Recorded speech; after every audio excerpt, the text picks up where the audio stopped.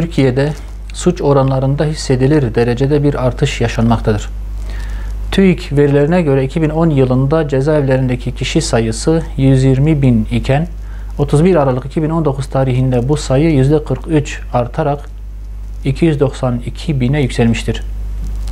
2009 yılında öldürme suçundan cezaevine girenlerin sayısı 1514 iken bu sayı 6 kat artarak 9574'e. Cinsel suçlar 10 kat artarak 562 binden 5800'e çıkmıştır.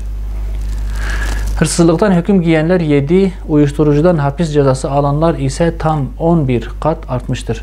Bu tablo toplumun yaşadığı travmanın sosyal yaşamdaki sonuçlarıdır. Toplumda modernleşme ile gelen köklü sosyal değişimler karşısında insanımızın ihtiyaç duyduğu maddi ve manevi destek politikalarının geliştirilememesi toplumsal çözümeyi getirmiş, suç oranlarını artırmıştır. Bunun çeşitli sebepleri olmakla birlikte erdemli insan yetiştirmekte yetersiz kalan eğitim sistemi gençliğimizi çağın hastalıklarına karşı savunmasız bırakmıştır. Kamu vicdanını tatmin etmeyen ve suçları engellemede yetersiz kalan yargı sistemi de önemli bir faktördür. İnsanları suça sürükleyen içki, uyuşturucu ve bazı çeşitleri şans oyunları olarak isimlendirilip şirinleştirilmeye çalışılan kumar gibi kötü alışkanlıklarla daha etkin mücadele edilmeli. Özellikle şans oyunlarını özendiren reklamlar engellenmelidir. Emek ve alın teri bilincini aşılayacak sosyo-kültürel politikalar uygulanmalı. İnsanlar ve sınıflar arası refah düzeyi ve gelir dağılımındaki adaletsizlik giderilmelidir. TÜİK'in Kasım ayı verilerine göre işsizlik oranı önceki senenin aynı ayına göre 0,4 puan düşerek 12,9 olarak gerçekleşti. Aynı istatistiklere göre istihdam oranı da 1.103.000 kişi azalmıştır.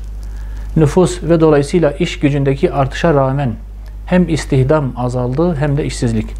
Bu çelişki TÜİK'in verilerini tartışmalı hale getirmektedir. Ekonomiyi doğru okuyabilmek için TÜİK'teki bu tutarsızlıklar giderilmelidir. Gençliğin durumu ise her geçen gün daha da kötüye gitmektedir. 15-24 yaş grubunu kapsayan genç nüfusta işsizlik oranı bir önceki yılın aynı dönemine göre 0,9 puanlık artışla %25,4, istihdam oranı ise 3 puan azalarak %29,6 olmuştur. Hayat pahalılığı ve gıda enflasyonu ülkenin en önemli sorun haline gelmiştir. İşsiz gençlerin iş bulma ümidi neredeyse kalmamıştır. Yüksek girdi maliyetleri nedeniyle yaşanan iflaslar ve kapanan iş yerleri gelecekte daha büyük sıkıntılara gebedir. Üretici kesimin güçlendirilmesi, teşvik ve destek mekanizmalarının çoğaltılması hem hayat pahalılığının hem işsizliğin hem de refah kaybının ilacıdır. Kamunun fedakarlıkta sektöre önderlik etmesi başlangıç için önemlidir. Çin'in yıllardır Uygur Müslümanlarına uyguladığı asimilasyon, aile yapısına müdahale, ev ve iş yerleri üzerinde tahakküm kurma, ibadet ve eğitim haklarını engelleme şeklindeki devlet terörü devam etmektedir. Başta Türkiye olmak üzere İslam dünyasının duyarsızlığı Çin'e cesaret vermektedir.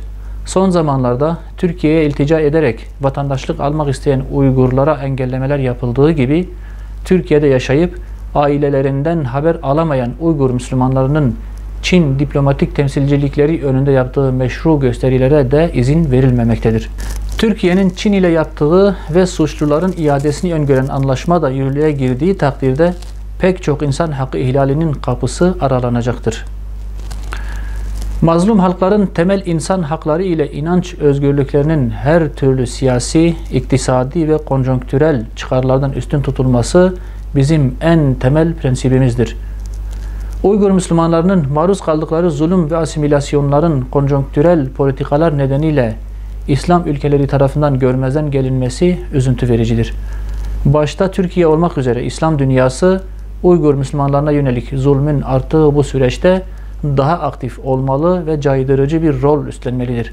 Zira Müslümanların sessizliğinden cesaret alan Çin baskılarını daha da ileriye götürmektedir. Türkiye'de hukuk, temel hak ve hürriyetler, ekonomik zorluklar, eğitim gibi halen çözüm bekleyen kronikleşmiş sorunlara çözüm bulmak doğal olarak siyasetçilerin ve siyaset kurumunun öncelikli görevidir.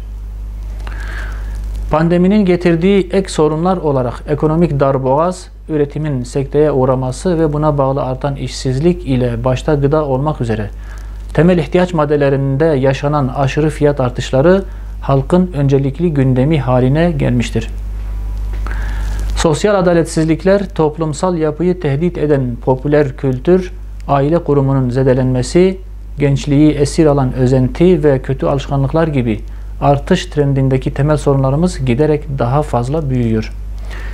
Siyasetçiler sorunları çözme iradesini göstermek yerine suni gündemlerle hem kendilerini hem de toplumu oyalayıp durmaktadırlar. Ne anayasa değişikliği, ne uzaya gitme umudu, ne de partiler arası ayrışma veya birleşme trafiği çözüm bekleyen sorunları ötelememelidir. Bu kadar ağır sorunlarımız çözüm beklerken kutuplaşma veya gerginlik siyaseti gütmeye hakkımız yoktur. Hükümet ile meclisteki diğer siyasi partiler boş gündemleri bir kenara bırakarak bir an önce halkın gündemine dönmeli, sorunların çözümüne odaklanmalıdır.